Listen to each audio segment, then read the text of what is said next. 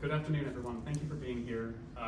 Today we are here to have another conversation about the intersection of computational and social science.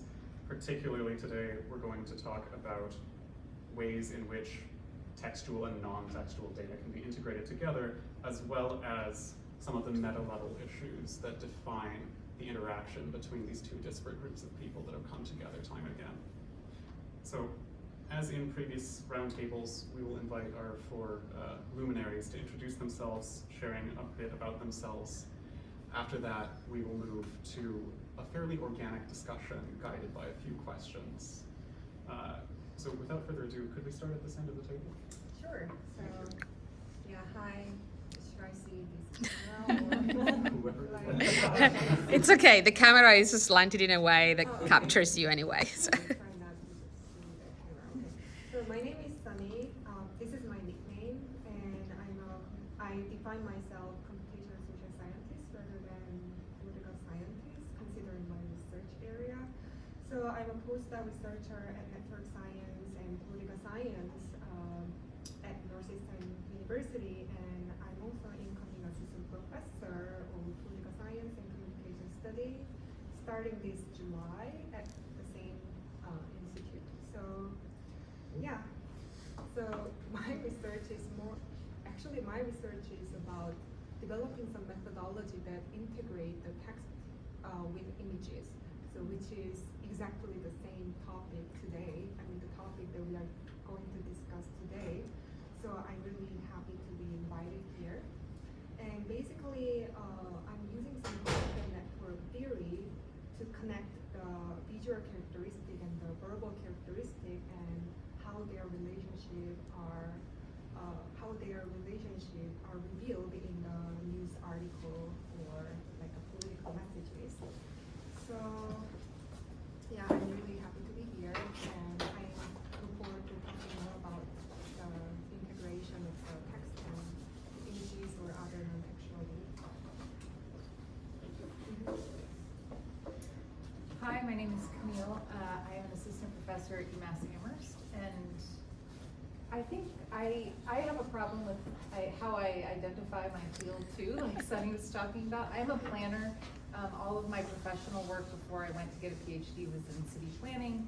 I'm in a city planning department, but I'm also affiliated with our computational social science research group and our data analytics and computational social science major at UMass. And most of my work has been on integrating textual data with more typical planning data to use new data sources and new methods to answer what we commonly call old questions. Questions about transportation, land use, and behavior of people under different policy choices.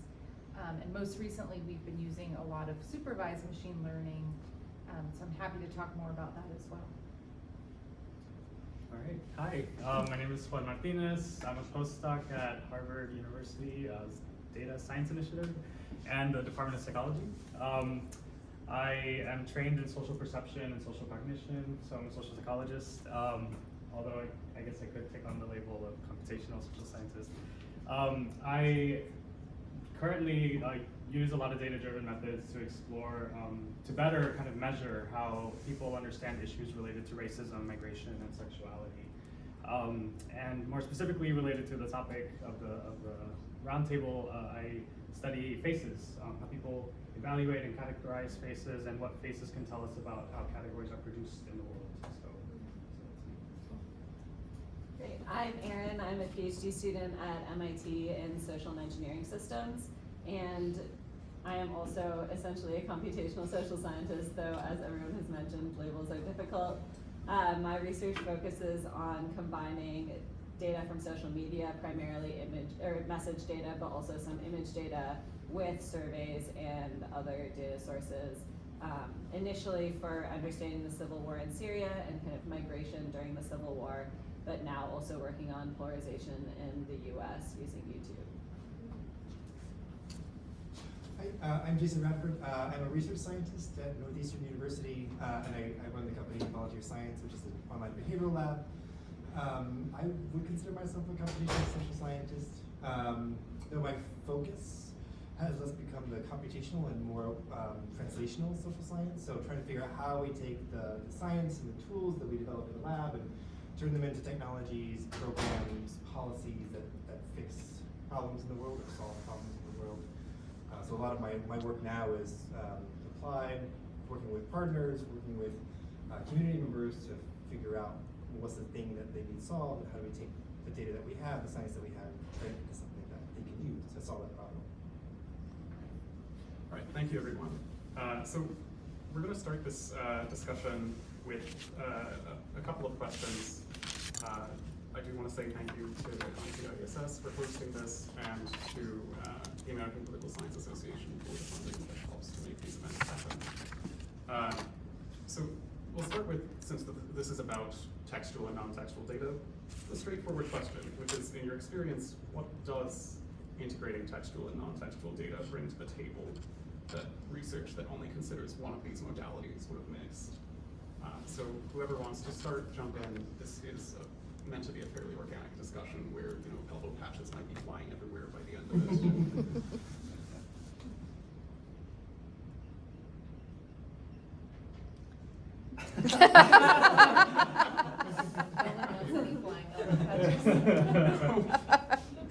Really, feel free to start. I'll start. So one of the things I think about that I get out of textual data that has been one of the existing challenges with social science data, quantitative data specifically, is that it's very simplified. We're one-dimensional.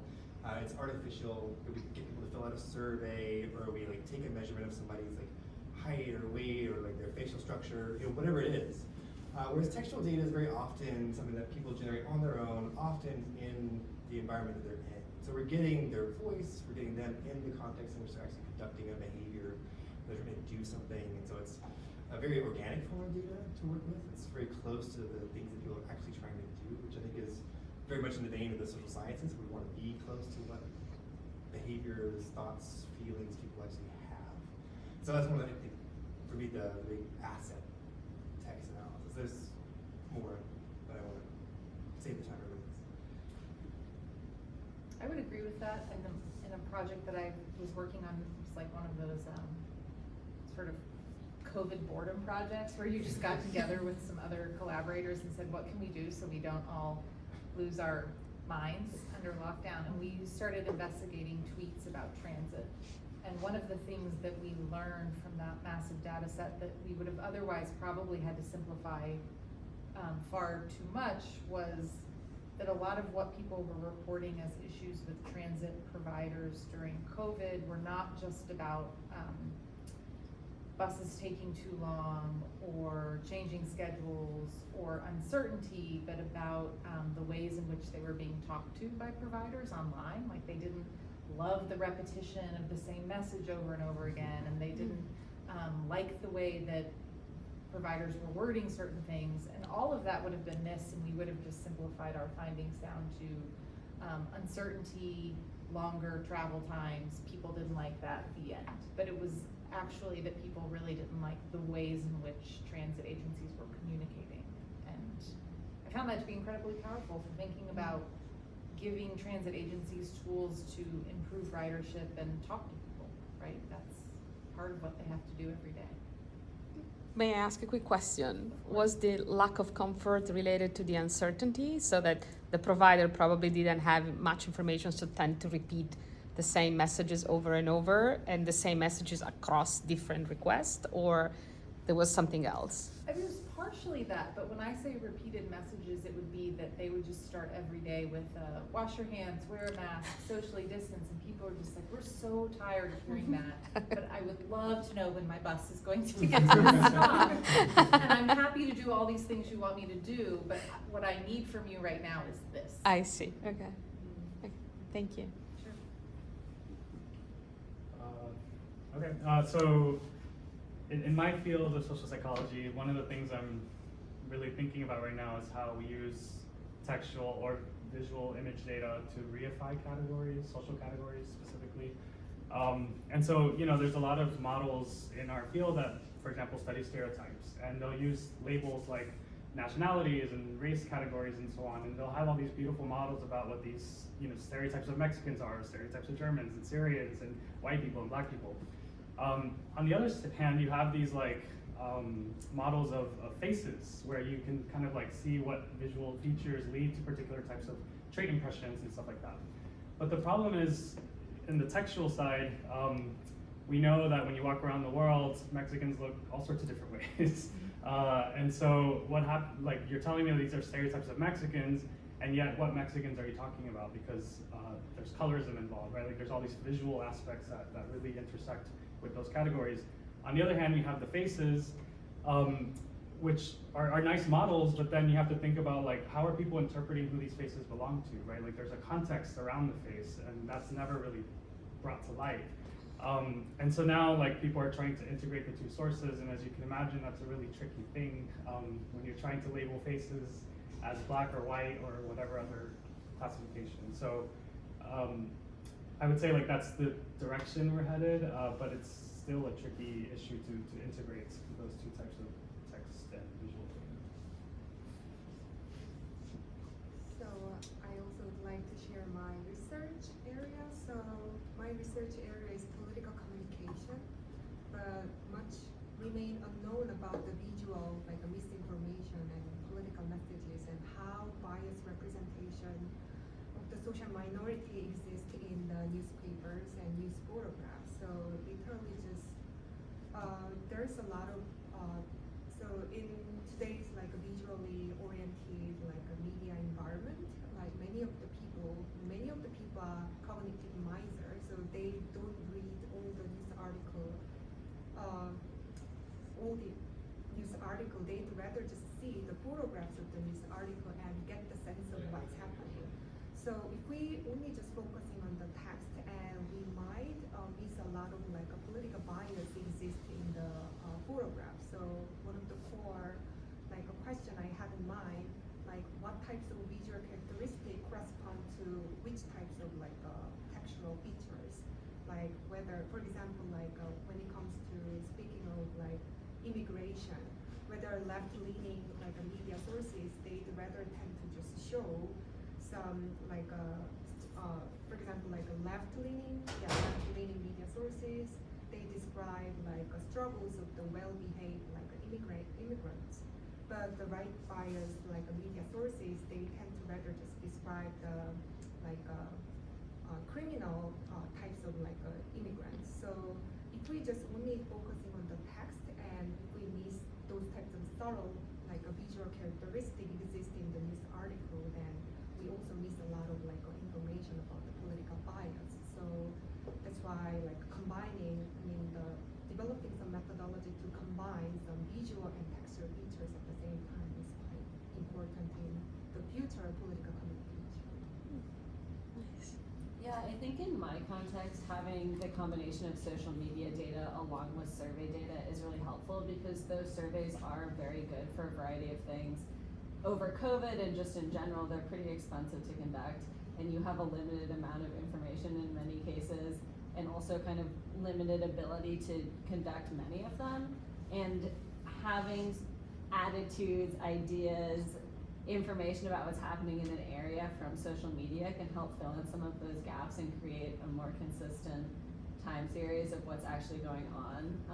And so I think that having both of them is actually really helpful, because you can't ask the same very specific questions of social media data and get the very specific answers to this kind of simplistic idea that you can get in a survey, but you do get this whole breadth of information that's constantly coming in a way that you can't get from a survey. Okay, one more thing to that. I forgot this was sponsored by APSR or ASA. One of the advantages for text that you specifically see in political science is the ability to study elites, and political elites specifically, that you just don't see with other methods. So you can't, it's really difficult to do surveys of mayors or surveys of legislators, or even like if you're doing measures of who votes for what. And that's very low dimensional understanding of political processes. And I think going back to this question about, or this sort of insight on being able to get at lots of people from different contexts, you get the ability to, if you have Twitter data, you have access, direct access to the public statements of most every political official in the world, in one place, in one context, in one format. And I think that's really powerful as a form of analysis. In this regard, there are two students that are doing their PhD in sociology at Hopkins who are studying how elites change their opinion vis-a-vis particular issues and how that drives a change in opinion and at large. And the only way that they could do something is through social media of different kind, because it's not perceived as an inquiring directly on the political leaning of that particular elite, and also goes around the problem of defining who is the elite or who is perceived as an elite. So it's quite useful in that way. That's also very interesting to think about in the context of text as a representation of policy, and for our not elected officials who can't go on Twitter and say, I think we should do X, Y, Z. The only record we actually have of what comes from planning commission meetings is actually a body of text. I mean, and a map usually, but also there's so much data in the text that we have for a really long time just sort of ignored because it's too cumbersome, it's too much, there's no good way to parse it out. So I think that's one of the exciting ways in which planners and people in public policy are moving towards looking at textual data too. So it seems like there's a unifying theme of a lot of your comments is that there's pieces of information that's missing in one channel that you can find in another. And maybe this isn't a particularly controversial statement.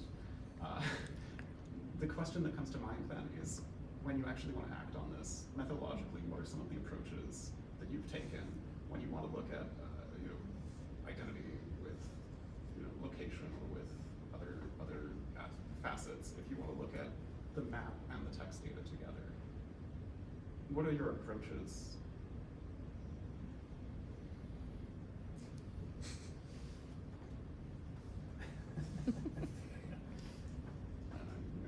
Camille, you said that there was some supervised learning that you've been getting into lately. Yeah, well, we have tried both unsupervised and supervised, found supervised far superior for a lot of the things that we want to do, including just really basic topic modeling.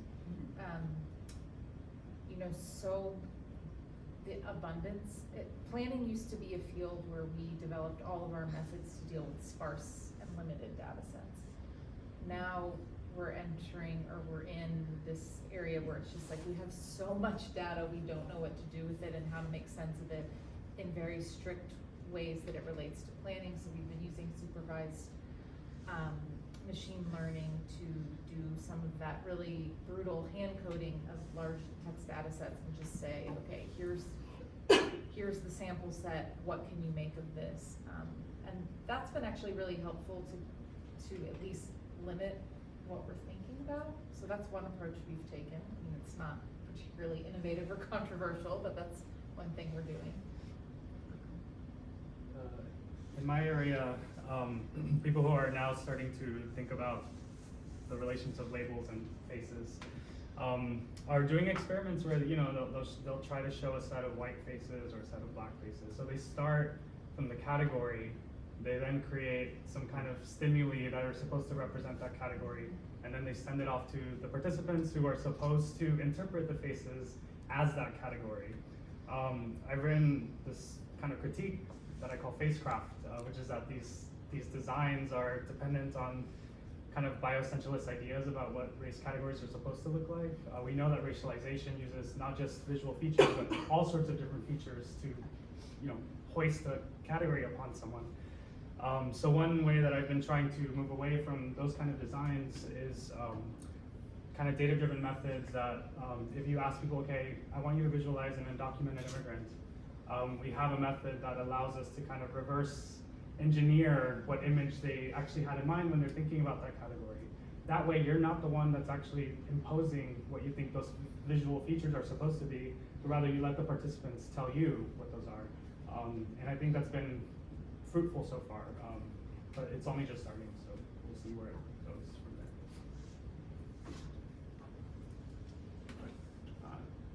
So some of the methodology that you've talked about, I think, is interesting, right? It's new directions that either different data or different outlooks have opened up.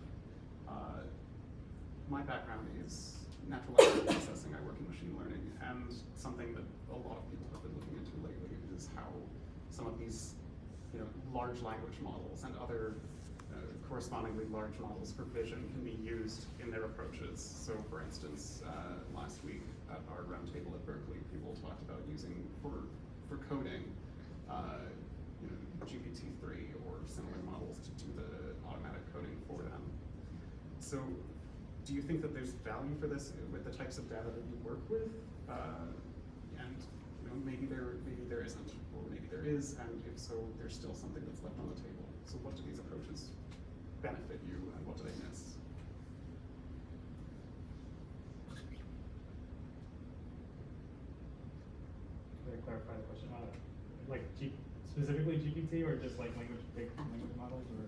Large language models, large vision models, anything in this general modality of pre-trained big thing. One thing that emerged last week was the fact that very often they're biased in a way that they tend to be overwhelming in English, so they may not be representative of a lot of other text that comes in different languages. There were comments related, well, once again, we don't really know what is the subset of the population that is creating these images or this text or whatever it is. So all of this has positives and negatives. So it would be interesting to see if it applies to any of your cross fields, given what you guys do. Yeah, I mean, not with GPT-3 specifically, but definitely working with Arabic language data versus English language data, there's a really big difference in kind of what pre-trained tools are able to provide you, which in the Syria projects was difficult, and I think coming into more US focused projects, it's made it even more clear what those differences are. For GPT-3, I think there is a lot of work on polarization and hate speech and some identification that people have been doing a better job with GPT-3, and have found that these new models are really good for these things. But again, I think you are running into some of these same issues where so many of the labeled data sets are English and so many of the training data sets are English, that there is going to be that discrepancy. And honestly, I don't think a lot of researchers are thinking about it necessarily, or at least not the people who are actually developing it. It becomes more of people on our end who are trying to apply it, who are then finding these differences and discrepancies. So I'll return to this question of a fairness and representation in a second, but I will start by saying that I thank God every day for computer scientists who do this work, so I don't have to. I don't want to be a computer vision person, and I need a pre-trained computer vision model to help me filter through lots of images. And similarly for text, I haven't used any large language model for text classification or text generation. But I think that in general, we need the computer scientists to do their work so that we can do ours. That being said, these models are biased, and there are a lot of ways that they're biased. And I think we have to think about it as a form of sample selection. So there's a part of the sample that just isn't going to be analyzable by the data. So it's one example was these image models that were classifying African Americans as gorillas. It was a very famous example. If you're doing some image analysis, you're like, does this contain black people? That analysis is going to kick out a bunch of people because it's going to mislabel them. There's a similar example where African American language was being classified as Dutch. So if you were using any kind of English language filter, it was kicking out a lot of African American data. So there's this first sort of cut of just sample representation. And then the second one on top of that is then the classifications that you use, or the classifications that they create or estimate are going to be, they'll be biased and there's going to be noise. It's going to be both. And you just have to have some way of vetting how much and for whom. In the same way that you're doing with all kinds of sampling, whether it's survey sampling or experimental sampling, I think we still have to come in with that same sense of how is this process going to select specific kinds of data that's going to screw up our analysis. Because it will. It's there. Yeah, I mean, we couldn't have done any of our most recent work without NLP. I mean, like, thank God someone is working on all of this. But yeah, the challenges are real, not just in the bias that is reinforced when you take that and apply it to whatever sample you have, but also just in terms of the way, how your model is trained to begin with, but the way in which people talk and write and communicate has changed quite a bit. I mean, I see this just in the way my students email me, right? And I'm like, what would a model think of this? Like, this is not a recognized English word, even though I know what they're trying to tell me. And so there's that transition that's happening. There's the predominant focus on English language, and then for the GPT side, like, we did a test where we asked GPT to write us, and again, apologies for this being so siloed in planning, but we asked them to write something for us about gentrification. And it was fine. I mean, there was nothing particularly controversial in what it wrote, but of course all of the citations were sort of fabricated because it's just reading, it's just reading whatever it can read on the internet. And so it's not all. Well, but then one wonders how many other real papers have fabricated citations that we have not caught. Exactly, right? And so I think about that a lot, and I was especially intrigued by this question, thinking about, like, could I have GPT do all of the, quote, hand coding of something to train another model? Like, the computers are now running the computers. It's a little scary. But I would do it as a test, right? To see what comes from that versus a human doing it. To add to what you're saying, I think it was at the TADA roundtable that there was it was about information and misinformation, and the discussion about the coding and how to label things was there as well. And the machine ended up getting the short end of the stick, as always. But then someone on the panel said, like, okay, let's be clear here. Humans, when they code things, they make a lot of mistakes as well. The difference is that you normally do cross-checking across different groups, and there is no reason why with some nicely calibrated and tailored supervised learning, you cannot try to achieve the same. At the end of the day, there is always a compromise when it's checked. So what you are saying, maybe it's possible, not today, but or maybe it's something tedious that will take some time, but it's not. I don't see as impossible or to be considered not as good as human coding at some point. They'll have its own errors. They won't necessarily be the same errors we have with Or human worse coding. than. Who knows? Yes. So, I mean, there's questions about, like, would the errors be independently distributed in a way that, like, a human can understand what's going on, but it's maybe a careless make, or is it going to be like a very biased type of mistake? So I think it's interesting that this is one of the recurrent things that comes up, is using this even in diverse domains such as social media analysis, planning, that this is something that could be done, but I think that the question of fairness is one that we might return to later in the day if we have the time for it. Yes, go ahead. This is kind of half-baked, so, but I'm just curious, what people think about it. Like, something about these large language models that I've been kind of thinking about is how they seem to be guided by this idea of generalizability, the idea that we need to find, like, these, like, enduring stable laws that exist across contexts and so on. And I've just been wondering, like, maybe we don't need those kinds of models. Maybe we actually need more context-informed, like, very small, big models, that actually, like, are focused on a particular context. So, like, the reason I bring this up is because there's obviously a lot of face models out there, a lot of them doing physiognomy, and what's weird is that my lab uses those same models, but we reappropriate them to try to kind of de-essentialize the same categories that people are trying to essentialize using those.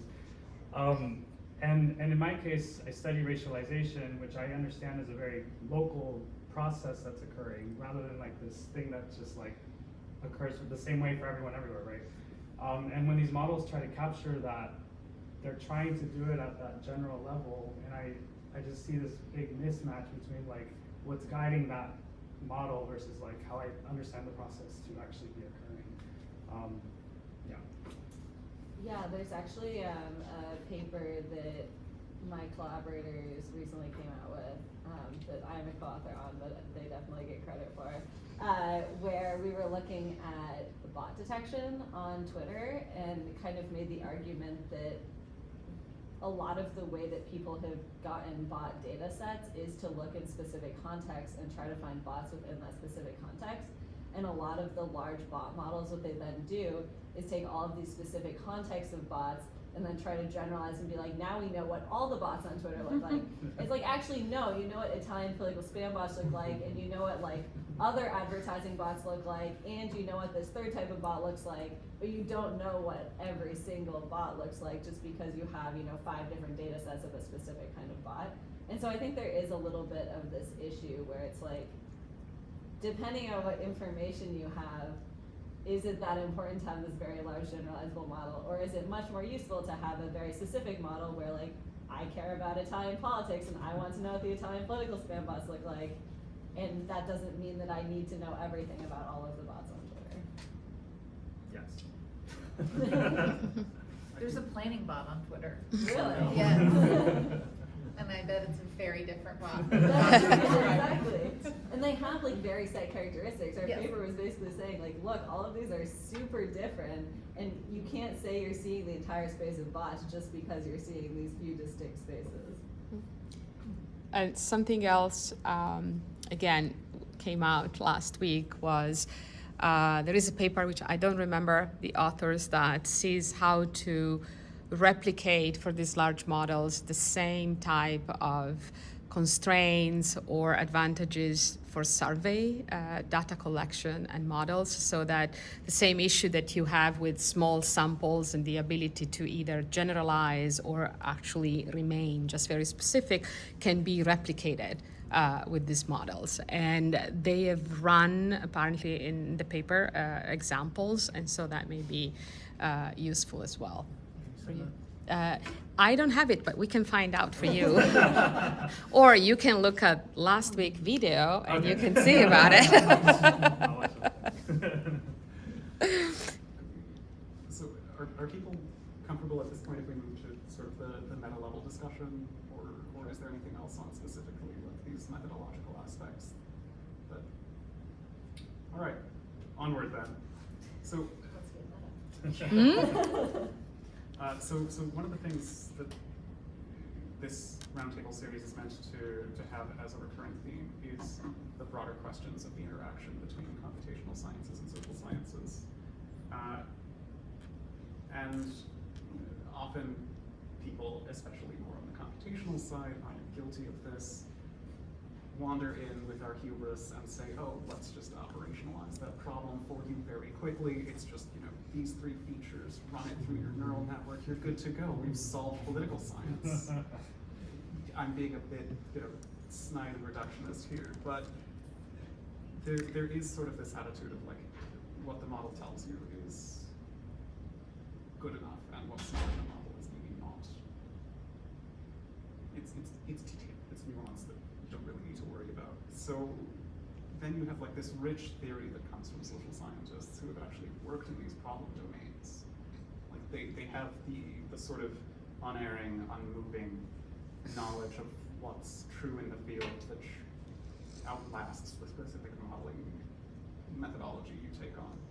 So given that a lot of your work is in places where these two can converge, what do you see as the role of some of these theories from the field in either guiding the research or other ways that you do your work?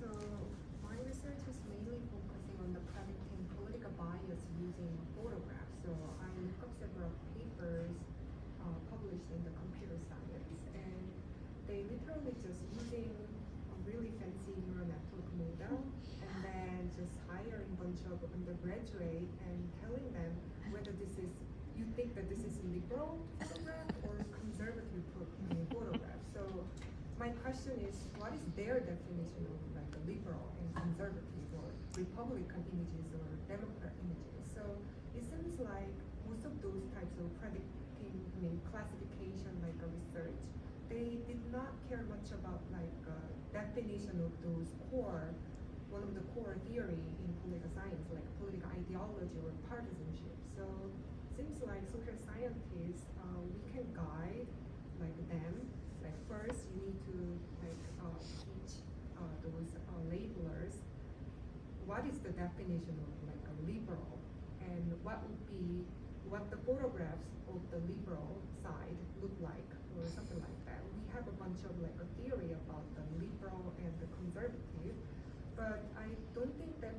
So some computer scientists, they think that if we have a bunch of like a data set, then maybe those types of like a small like errors about predicting the liberal and conservative would be mitigated, but actually it's not. I mean, if there's a bunch of like a weird like a labeled data set exists, then the outcome would be also really weird.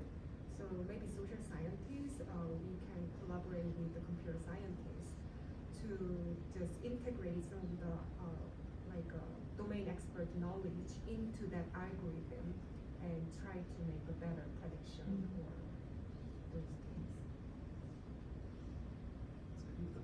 It's very useful to be able to go to a computer scientist and say, let's look at what you're actually trying to model here, right? Something else that often computer scientists are bad at is, and I am really outing myself here. we work together, so that's. Yes, so in our political science means computer science work, I often have the problem of defining the scope and what are the actual questions to be answered here. Is this something that comes up? Comes up all the time in the fields that I work in, which is like, I'm working with some fabulous students from our data analytics program now, and they are always so excited to bring, it's like an offering, like, look at this data I have. And it's sometimes great, and sometimes I don't know what to do with it, and it's a real mess, because I'm like, well, what is this, like, what is the question you're asking, and why does this data make sense to answer that question? Like a bunch of, gigabytes and gigabytes of cell phone data are and can be very helpful to understand people's mobility and transportation behavior, but if you don't go into that data with this very strong theoretical background, you're just going to be lost. So that happens all the time for me, and I have no good answers. I just have an example, which is like, I already said that like, people who use the same methods I'm using do it for physiognomy. So they'll like find the features associated with the race category and say like, look, we're learning how to better detect race in faces, right? Or gender or sex or whatever other category you have. Whereas we're doing the same thing. We're like, hey, these features are associated with how people perceive these categories to be. But when you read the papers that I'm writing versus the physiognomic papers, the difference is like what literatures they're engaging in, right? I'm guided by a lot of social theory that's very critical, and I'm using the same methods, but it's leading me to interpret the methods in a very different way than like the people who are doing physiognomy work. And the problem that I'm seeing is that there's just not a lot of crosstalk, and when there is, it's like there's resistance to like, oh, those fuzzy like theorists trying to come in here and like tell us how it really is. And so it's kind of a battle, it's a struggle that I'm feeling right now, and I'm not sure how to necessarily overcome. So maybe I'll have some hints or something.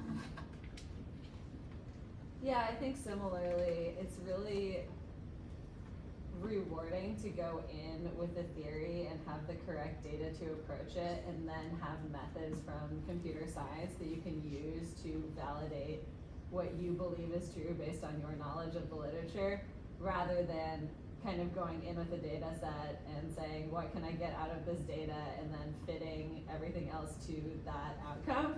And so I think that is where a lot of this conversation is really helpful, is I think that there are a lot of people in computer science who want to be able to do that, but maybe don't have the correct social science background to come in with that knowledge, and so then having this collaboration, and I was lucky that the first paper that I did was with a bunch of political scientists, so although I come from more of an engineering background and political science has been something I've added to my portfolio, I had these people in my first paper saying, no, we were thinking about this from this angle, this is what it says in the literature, and here's what we're trying to understand. I don't know what you're doing right now, please do this other thing. And having that kind of support but also pushback was really nice, and being able to have that dialogue, and we were all PhD students, so it was a very much a conversation. And yeah, I think that is something that's missing, and something that a lot of programs like ours are trying to bring together, but interdisciplinary work is also hard. But also the first piece that we wrote together, also with Jamie, that you guys came with the data. We were looking at how newspapers portrayed the protests in Hong Kong, and you guys were so excited. Look, we found all of this, and what was like 5 seconds? Yeah, this is fine. This is what it's supposed to be, and they were very unhappy with my lack of enthusiasm about that, which I was happy that we found that, but I was coming from the theory and the political science and the political communication, and so I was like, yeah, we're supposed to find this. So it's great that you guys have used all your tools to be able to get these results. But I remember they were like, yeah, okay, fine. Just not particularly happy about it, but yes. So.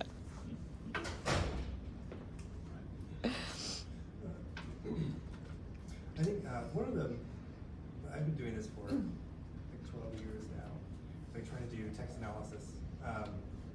And one thing that has not changed is that the social scientists are always behind the computer scientists. We're always using a tool that they've already developed for this similar kind of problem. Now, an example that I have right now is we're trying to look at Twitter data and try to summarize and identify different arguments, right? And there's a whole sort of set of people working in NLP on argument summarization, on narrative identification, and they're coming from the perspective of computer science. Like, can we describe this conversation? Can we take this huge blob of text, pull out a couple of themes, pull out a couple of arguments, and call it a day? And going back to this sort of idea that they're trying to find this, we're trying to create this contextless big model. As researchers, we want to pick up this contextless model and then apply it to our data. And I think, as you started with the story of like, you just give me 3 filters and I'll put a little neural net and bam, here we go. We've got the solution. Like, social scientists think the same way, and then we look at the results, we're like, oh crap, this is not at all what we thought it was going to be. We actually do need to like bring in some real theory and like, pull out like why is this general model not working. And so I think one of the challenges for the interface between competition for the social scientists and the computer scientists is thinking about how do social scientists develop a way of adapting computer science models? Because I don't think we're ever going to get ahead of computer scientists in terms of model development. It's just hasn't happened, and I don't see it happening in the near future. So figuring out for us, how do we quickly get on board with what's going on and adapt it to our particular context and our particular project seems to always be the necessary step in that interface. It's so true with like trying to do sentiment analysis on questions about planning. I'm like, well, I guess just everyone's mad, which I knew, but this has not helped me understand more about like what the nuance is about why everyone is mad. So going back to your big small models too. Yeah. Well, I was going to say, like, my field has become more computational with time, and it's interfacing more with like neuroscience and stuff like that. So all those models are coming in, and I think people are just like taking them and using them as hammers. And oftentimes they'll publish that way and they get lots of papers, but I'm like, but what have we really like learned here? Like, they might not actually be what you need, but because you can crunch the numbers and something comes out, you know. It's a quantitative result is first. Yeah. I mean, Yeah. this is probably a problem also then in publication, right? So like, you want to present your findings about substance in your field, and maybe everyone is now looking at papers that are advertising new hammers, or saying, look, we used a new hammer on our nail. So how do you sort of straddle either like the differences in reviewer expectations or shifting cultural expectations as to what a paper ought to look like when computation is now starting to infect other fields? Is this a COVID side? It's fresh on our minds, but it has 3 years. Well, I mean, if you think about it from a field perspective, and you will know this much better than I will, but the computer scientist gold standard of publication is a conference paper, which is so different from what planning and other social sciences do. So you're dealing with different venues, different timelines. What counts as a worthy result, I think, is totally different. I've had problems, if you want to write a paper that is a methodological contribution, I think that's great and really helpful and useful, but that paper is a very different paper from the paper that is the sort of theoretical or maybe more empirical contribution. So figuring out where those papers go and how to make them go to worthy places is, I think, a really difficult conversation for people who work at this intersection. I agree. In my case, social psychologists social psychology journals want people to really focus on that theory. Methods journals really don't care about the kind of topics I'm studying and trying to push. And a lot of my papers are blending methodological and substantive advancements. And if you look at my CV, all of them are still in archives, and they've been there for years because I haven't figured out what the right way to balance those two is. And I don't want to just break up the paper. They always say turn it into 2 papers. One's method, one's whatever. And I just think that's lame. You shouldn't have to do that. Well, that's better than, remember when we got as a reviewer's comments, it was, oh, it's great, but all that discussion about A, B, and C, just stick it in the appendix. And then another reviewers at the same time in the same paper said, all the math and the thing, great, but you know what? Stick it in the other side. I was like, that's not useful, right? It's just which way? This is the same conference and 2 reviewers, or we just discovered last week that after a year, a place like PSRM told us, we cannot review your paper. We don't have anybody that can review a paper that is actually at the cross of 2 different fields. So it's okay, thank you. That's quite useful. A year is quite a long time. Especially for it to languish not being reviewed. Right.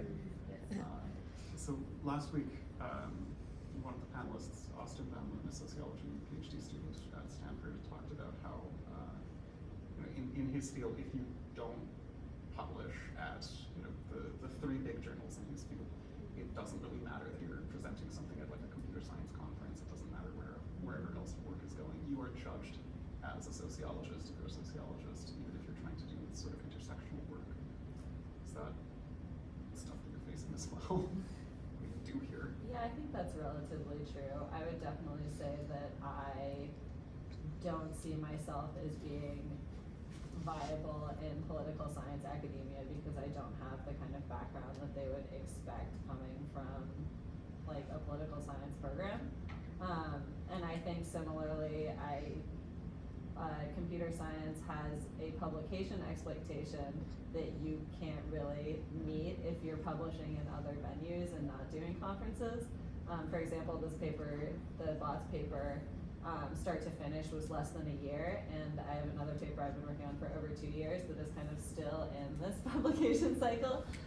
And so there is a lot of tension. I think there are more kind of departments and program types that are interested in people who do interdisciplinary type of work, and I'm hoping that that is something that people start to recognize more, that if you're trying to publish in a variety of venues and make an impact in a mix of fields, you aren't going to have an exact profile that you would expect from someone in a certain field.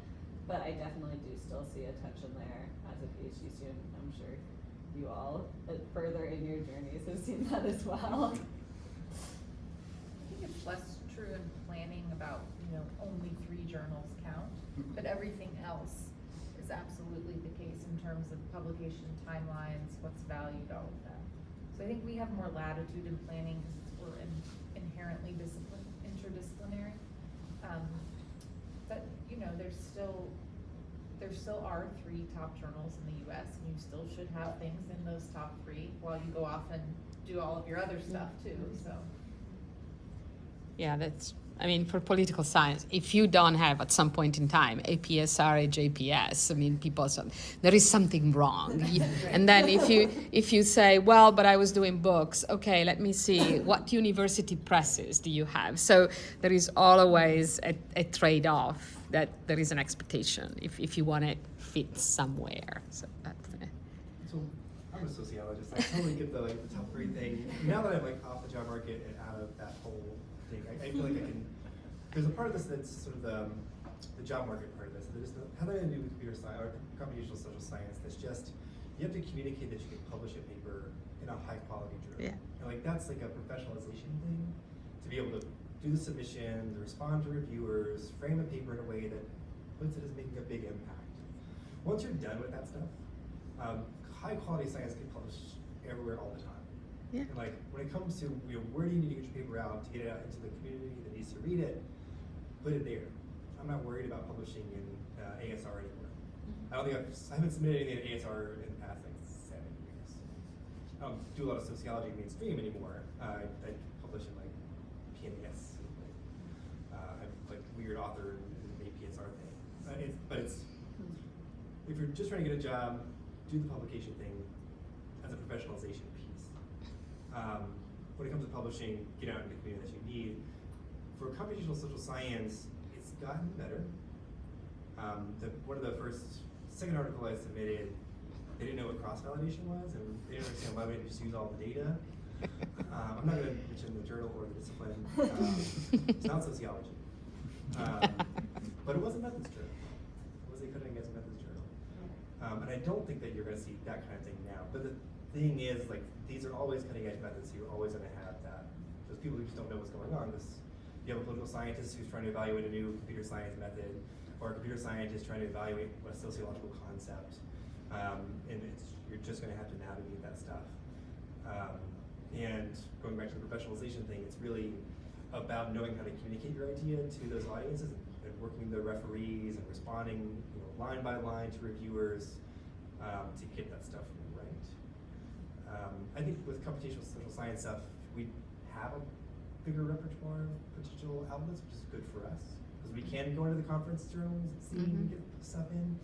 I think one of the challenges with having all these papers in archive, which I also have, is I can't move on with my life. Papers are published. So anyway, That's a mental. get them out there, get them done, or move on. Yeah, but we've seen this also, the very first of this roundtable that we did in Montreal at APSA, that we had a very mixed panel, and people still were complaining oh, I've only been able to publish very established people, with that particular journal only once in my career. And it's a little bit like you were saying, yeah, fine, that's the past, but still is there, that there is this problem of accessibility to a certain extent that I'm not sure that will ever be solved, because any multidisciplinary field will always have reviewers skewed one way or the other, and so it becomes a little bit of a game of luck what you get. So and also this question of finding the reviewers. I just had the exact same experience where it took a year to find them, and then it was just no, we don't understand these methods, go somewhere else. So on the one hand, I was sort of wow, that was a year of time wasted on this manuscript. But on the other hand, I thought, as harshly as I perceived the reviewers' comments the first go round, really what they pointed out was I did a bad job of communicating what this method was, how the status source was acquired, how it was cleaned. And so I'm taking it as an instructional comment that if you want people to review your work and you're using a new data set and a new method, figure out how to explain it better. And that will only serve me well into that's only a good thing to do that better. So I guess we can all use that practice is my point. Clearly, you have a very different approach than mine, which I hope at some point I will learn that. Well, I mean, I have an off-camera approach as well. That's my lesson learned from that experience. As far as anyone needs to know. So, I mean, it seems like some of these issues then are structural, and some of them are just things that maybe will resolve themselves over time as more things become central to this intersection. There's not really maybe a space that is squarely at the overlap for this type of publication, but new methods become more accepted methods over time, and the challenge really that all of you are facing is that you just happen to be doing cutting-edge vanguard research, and that's the mistake. But if you're doing this cutting-edge vanguard research that is at this intersection of working with other social scientists, other computational scientists, I'm sure that misunderstandings rather can arise from time to time. There is maybe a linguistic divide or some other tension that exists. So what needs to be maybe clarified for people who are on the other side from the camp that you find yourself maybe more squarely on for maybe more harmonious, more effective collaborations? What are some of the tensions that you've come up against? How you move past them? I think a lot of this for me is just doing a better job of explaining myself and what I'm trying to do. I think that it's very easy to come in with language that is specific to a certain field or critical or is perceived as critical of a certain field, and people can tense up and kind of put up barriers to wanting to do this kind of work with you. And similarly to the kind of writing question, it's very easy for me to write as if everybody has the same knowledge base that I have and is coming at this problem from the same direction that I'm coming at it from. And so I think a lot of what I have tried to do is just reduce my expectation in where people are coming from, for lack of a better way to put it. And sometimes that means instead of going into the conversation like, this is my idea, this is how I think I want to do it, can you help me? Instead coming into the conversation is like, this is my idea, what do you think would be a good way to address this? Maybe here are some of the things that I've thought about. But I think, even from that perspective, you do still get people on one side or the other who are very set in their vision of what their field looks like. And sometimes you just aren't going to convince someone, I don't know. Sometimes you just have to cut your losses, I think.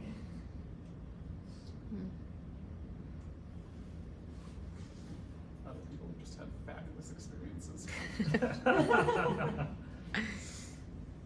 So right now I'm collaborating some research about research with computer science, and the research topic is more about how Ukraine war itself described quite differently depending on the international relationship. So we are currently looking at like a newspaper from 3 countries, like the US, UK, and China, and depending on the relationship between the Russia, how they portray the same event quite differently. So when I first come up with this idea and contact to the computer scientists, they also have a lot of interest in it because they always looking for the context to apply their methodology. But the thing is like, Sounds familiar. So they present several like a method to me, like possible method how we can analyze the visual and verbal description and multimodal data analysis. But the thing is, in computer science, when they like analyzing images with text, so all those images are quite objective or the factual. What I mean is like the photos literally describing the situation using like a text. But the thing about the social image data analysis is there's some kind of like an object which has some hidden meaning. For example, like think about the affirmative action, like there's some kind of symbol, like an object symbol within the photographs. But computer scientists do not understand much about why we need to build also capture like a subjective like interpretation of the specific object within the photograph. So like not only just describing photo, let the machine describe the photo, like this is a cat or this is a dog. So we, social scientists, we wonder why that specific object exists in that context or something like that. So much of the model is more descriptive rather than the causal. So I'm quite wondering whether computer science is quite interested in the causal mechanism rather than just increasing the prediction accuracy, like the relationship between those objects within the photographs or relationship between the one like a visual characteristic and the other characteristic in the textual, in other modalities or something like that. So while communicating about these issues, we just making some progress, what types of model we need to build. So, but still, there's a lot of journey that I need to just, address with them. But definitely, like, it's really good opportunity for me to learn about the new method by working with them. And they also have I hope that they also have a really good experience to learn more about what types of model the social scientists want to, like, the social scientists want.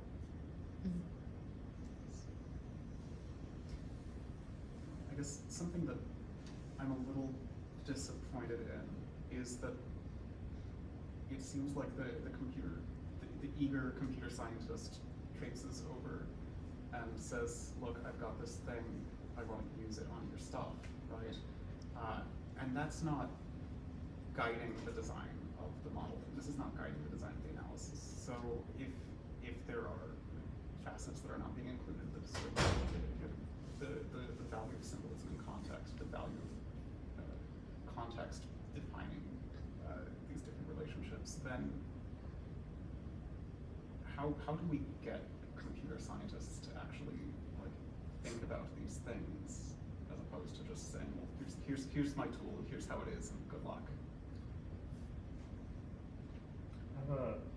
It's not an answer, but it is a plea to also say that, like, on the social science side, we also have our own problems with the same issue. So I've been thinking a lot about like uneven diffusion of scholarship across disciplines. Specifically, like, I think when psychologists or even computational scientists are looking at theory fields like sociology, history, philosophy, etc., they tend to often just grasp for the most popular kind of theory that exists there. Like, it's just like the most common, so it's easily accessible. And we're not trained to filter out what's actually useful in those areas and what the debates are around that theory, right? Like, there's often debates about what race is, right?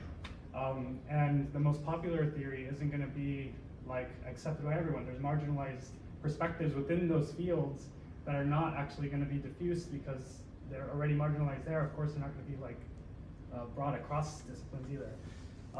And so I guess something that I've been thinking a lot about is how even, like, you know, my field psychology, and we're always looking at sociologists or philosophers to try to like advance our own theories, and oftentimes we just stick to what's popular, and in a way we're continuing the marginalization of a lot of the debates that we're sidestepping, or positions that we're supporting that we don't understand the actual like contests that are occurring in that space. So I don't know, that's just something that I've been like, I don't know how to solve it, but I'm dealing with that now. Just specifically because, sorry, there's just a lot of thoughts coming up. So I end up having to be the translator of those kinds of like debates for my field, because they're not the ones reading all that work. I have to do both, become an expert in my field, but then also read the debates in their area. And I feel like that's eventually what we actually have to end up doing, is to be interdisciplinary. We actually have to be undisciplined in a way. Like, I actually don't call myself interdisciplinary, I try to be undisciplined. Because the idea is that my loyalty is not to the fields, or their knowledges, it's actually to the problem at hand.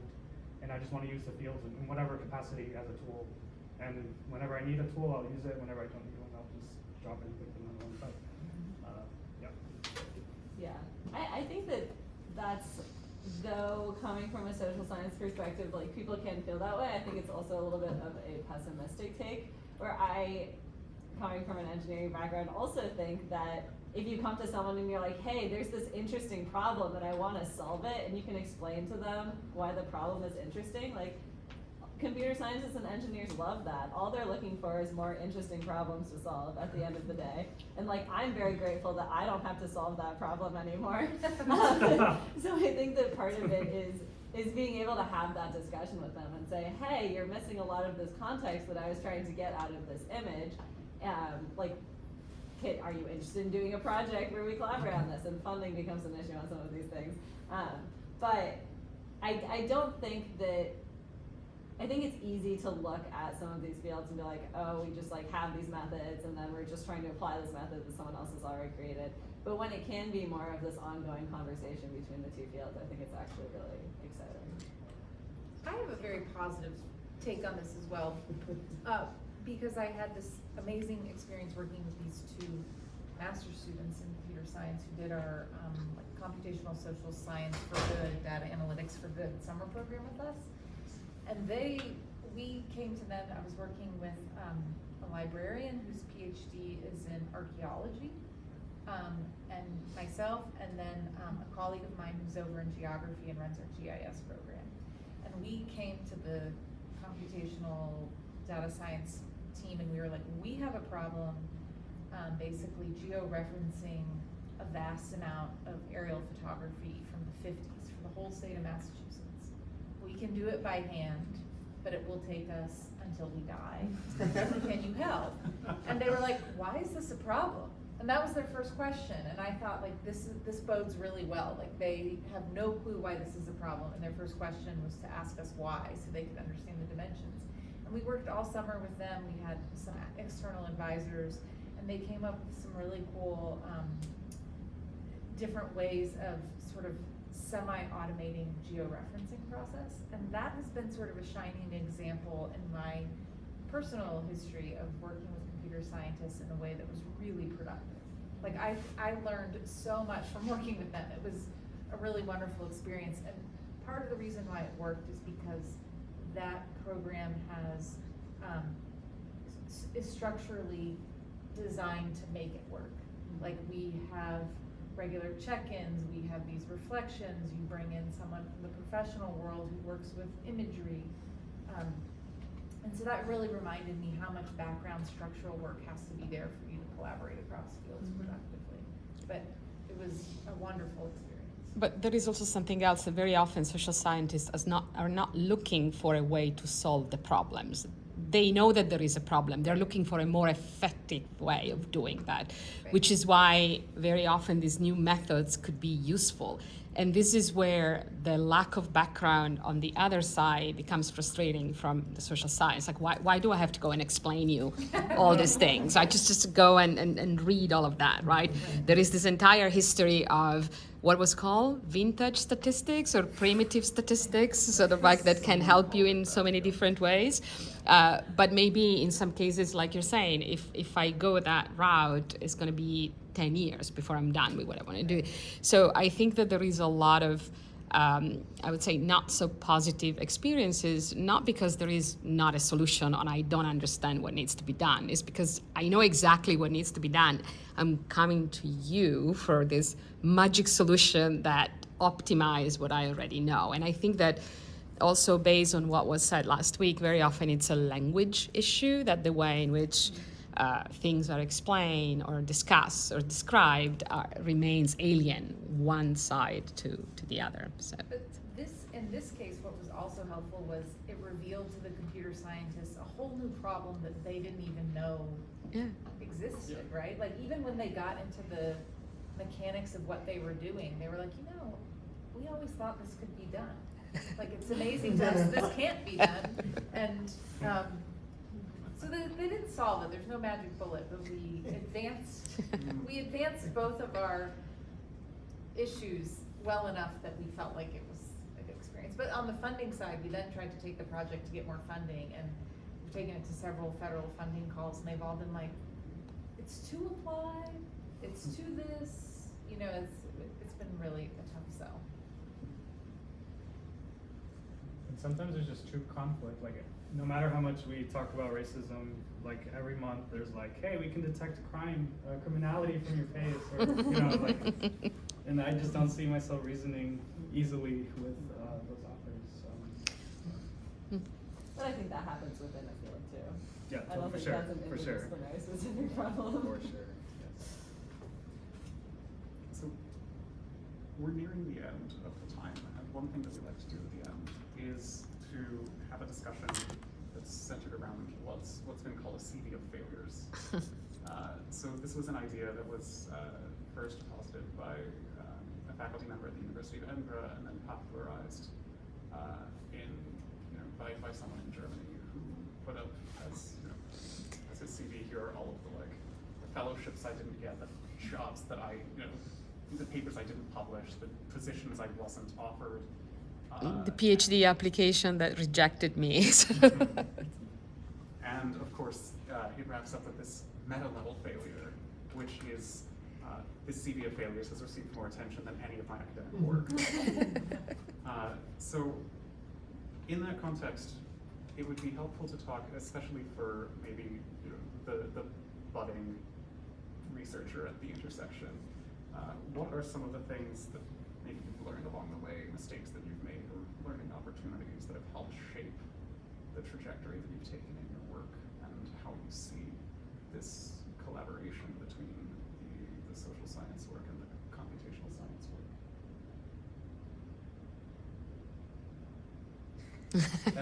I'll start with one bit of failure CV. So I think I was in the job market for 3 years. I went through 3 cycles, and I did about 250 applications across that entire time. I got one interview. I got one interview, one flyout, and didn't get that job. So I graduated from postdoc to research scientist. And in that time, I come to sort of get a big picture view of the job market, because I've seen it from the other side now, hiring folks, looking at CVs, looking at job applicants, and I think the big take home I want for graduate students, people who think about going to grad school, is that one, you really can't count on an academic job, especially in political science. I'm assuming a lot of people are political scientists here. The social science to graduation rate is only just north of 50%, and of those, only about 15% get an academic job, or get a faculty job. So when you enroll in grad school, your chance of getting a faculty job is 11%. Well, what that is, what I mean to say by that is that you should be thinking about the work that you do as a part of who you are as a person, the kinds of skills that you're developing, and the kind of problems that you're interested in, because you don't have to get a faculty job to have an academic job. To have a job where you're doing scientific research, where you're answering questions, where you're using your skills to really advance human knowledge, or human progress, human technology, technological innovation, whatever it is that you're really interested in. That's a lot of my focus is helping people figure out what that is outside of academia, outside of thinking of just the job as a tenure track faculty member. What are the kinds of organizations you can work with? What are the kinds of job roles you can be in, where you would be happy, where you would actually use your scientific expertise to do what it is you want to do. So, failure into caution, story of caution. Find yourself.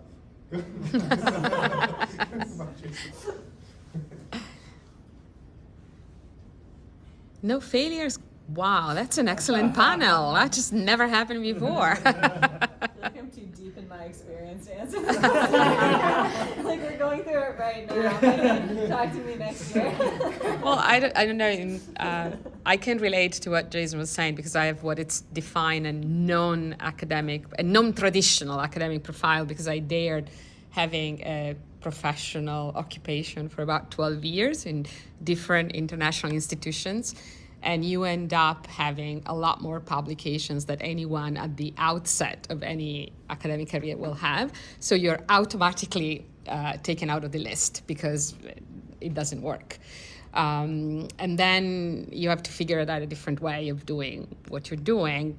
But in the end, it works, but it's not necessarily friendly. Yeah, I was a planner before I went to get a PhD in planning, and there were people who responded very positively to that, and other folks who were like, well, you're not in academia, you haven't written anything, so why should you get a PhD? And my answer to that was, well, isn't that the point? I need to now write about what I've done. So I've had lots of failures along the way, and I think my first failure when I first started my job was thinking that I really had to abandon anything and everything applied. And as someone who worked as a planner for a long time, like that felt very uncomfortable for me. And I have now finally like figured out a way to make my sort of academic commitment work with my commitment to doing applied work. But it was not like just a very smooth path there. I mean, there were a lot of sort of half starts. There's lots of publications that are lingering, and there's also this work you have to do about sometimes convincing people that work you've done that's just a report or just a plan or just something for a city or a community is worthy work. So that's something too that I have not totally solved, but it's something I think about all the time.